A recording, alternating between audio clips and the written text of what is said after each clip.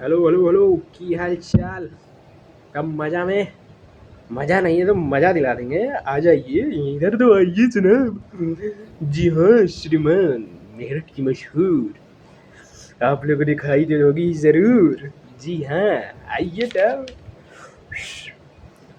आ से ओ ओ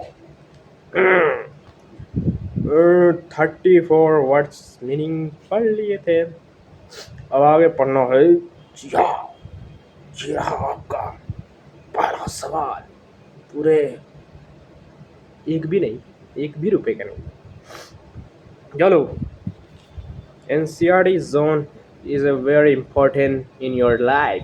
अगर आप स्टूडेंट हैं, अगर आप कोई लड़की हैं, लड़की हैं, जो भी हैं आप, अगर आप पढ़ते हैं कॉलेज स्कूल, तो आपके लिए NCERT is a very important. आप नीट दे सकते हैं, लीक कर सकते हैं, और जेई दे सकते हैं, जिजा जो भी है। आ जाओ, आज हो गया, आ गए। एनसीईआरटी जोन है। जोन, जॉन बनेगा डॉन। जी हाँ श्रीमान, with confirm. Understanding the tax, tax not tax. what would be what could be some of the reason for the migration of people from village to city? गांव से शहर की ओर लोगों के स्थानांतरण के कुछ कारण क्या हो सकते हैं? Tell me bro, tell me everyone. बहुत से कारण हैं। शिक्षा व्यवस्था, खान पीन, प्लेइंग गेम, एनीथिंग, जो भी हो सकता है। What do you agree the promise second made to poor children or rarely kept? Why do you think this happened in the incident narrated in the text? Yeah, question mark, question mark, question question, प्रश्नवाचक संख्या इसकी माँ। क्या आप इस बात से सहमत हैं कि गरीब बच्चों के लिए किए गए वादे कदाचित ही पूरे किए जाते हैं? आपके विचार में या अध्याय में वर्णित घटनाओं में क्यों होता है? वाई? कौन से गए चले गए, चले गए, चला गया चांद का आत्मा को छोड़कर की बारी। हाँ, तो और इस घटनाओं में क्या होता है? थर्ड है, what force conspired to keep the worker in the Bengal industry of Firozabad in poverty? Firozabad के चूड़ी उद्योग में कर्मचारियों को गरीबी में रखने का षड्यंत्र कौन सी शक्तियों का है? शक्तियाँ आप जानते ही हैं, एक ही शक्ति है। इट्स ए सोशल शक्ति एंड शक्ति शक्ति और भी है। शक्ति वो है ली शक्ति, पावर, और बहुत सी शक्तियाँ हैं। राजनीतिक शक्तियाँ हैं, सामाजिक शक्तियाँ, आर्थिक शक्तियाँ हैं, जो भी है बहुत सी है। या wow wow wow talking about the text, how in your opinion can Mukesh realize this dream? आपकी राय में मुकेश अपने स्वप्न को कैसे साकार कर सकता है? अरे मुकेश, स्वप्न देखता हो? मुकेशवा स्वप्न देखे लागल हो भैया।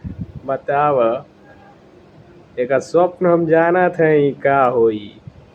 हाँ, उहे कुल रहेला जो तू सोचत हुआ।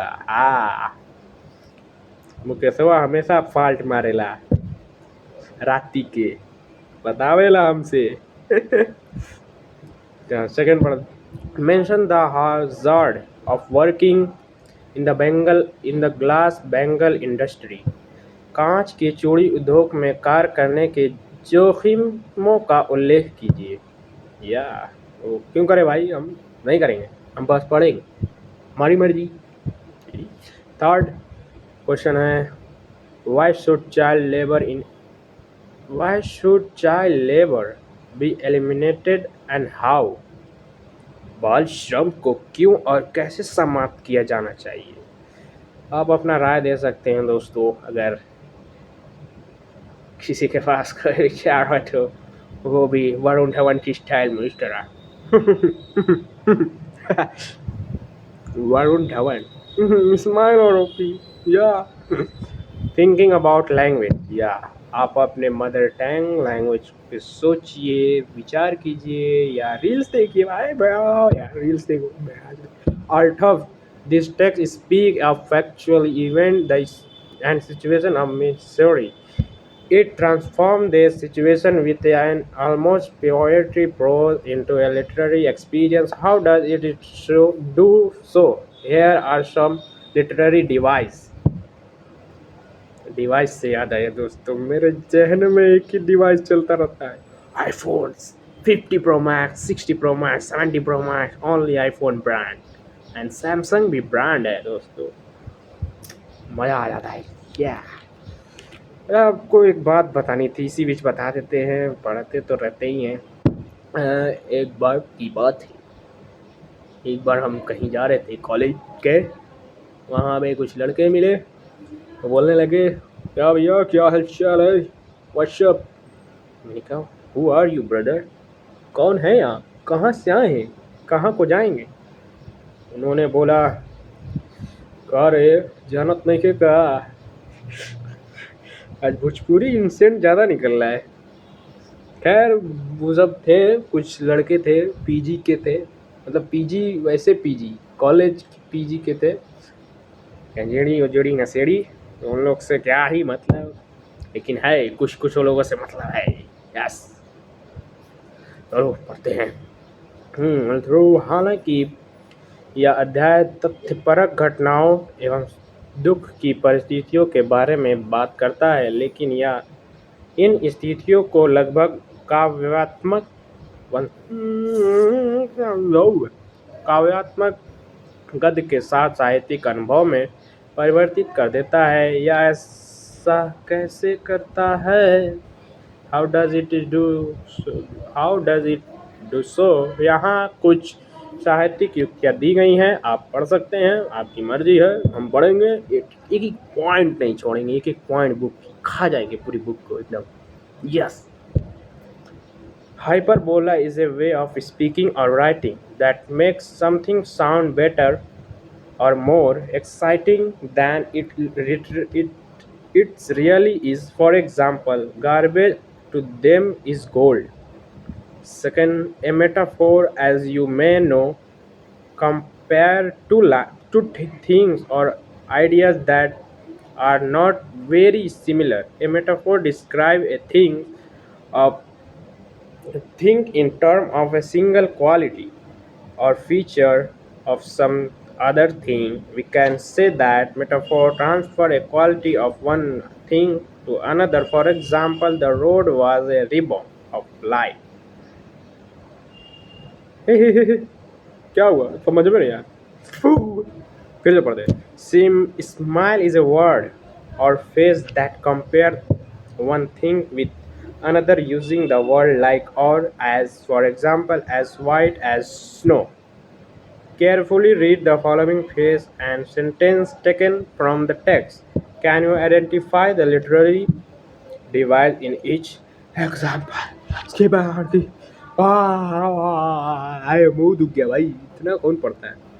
जल्दी हो, ये 11 तक है, जल्दी पढ़ते हैं। अध्याय के लिए निम्नलिखित वाक्यांश और काव्यों को ध्यान में पढ़िए। क्या आप प्रत्येक उदाहरण में साहित्यिक युक्तियों को पहचान सकते हैं? Yeah, I know, but first, Sahib Alam, which means the Lord of the universe, is directly in contrast to what Sahibe in a reality. Drowned in an air of desolation. Third, Simapuri, a place on the periphery of Delhi 8 miles away from it. Metaphorically, For the children, it is a wrapped in wonder. For the elder, it is a mean of survival. Yes, survival is a very important in on earth. For the children wrapped under as her hand moved mechanically like the tongues of a machine. I wonder if she know the sanctity of the Bengal she helped make. She still has bangle on her wrist, but not light in her eyes. Few airplanes fly over by Firozabad. Yes, wave of poverty, scrounging of gold, and survival in Simapuri means that picker through the year it has acquired the proportion of a fine arts. The steel canister seemed heavier than a plastic bag he would carry to so highly over his shoulder. This is my shoulder. Yeah. Let's go. Thank you very much. आजकल ज़्यादा नहीं पढ़ेंगे. ज़्यादा पढ़ना सेहत के लिए खतरनाक होता है दोस्तों. आपको नहीं पता है. थोड़ी बकचोदी भी चलनी चाहिए. आज की श्रीमान हम बताएंगे कि सबसे ज़्यादा कॉन्फिडेंट लोग कौन होते हैं. जी हाँ, वो ऐसे वाले जो ऐसे नाक में उंगली करके पोज देते हैं. बाकी आज के लिए इतना ही.